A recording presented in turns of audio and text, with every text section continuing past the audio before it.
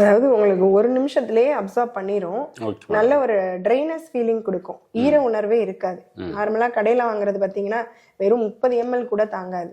இப்ப நான் 250 ml வரைக்கும் வாட்டர் ஊத்திட்டேன். Okay madam. நீங்களே டச் பண்ணி பாருங்க எந்த அளவுக்கு அது சாஃப்டா இருக்கு.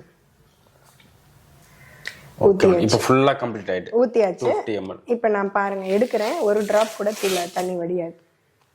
ஆமா மேடம், சிங்கிள் டிராப் கூட கீழே எதுவுமே வடியில. செட் ஆகல. ஓகே.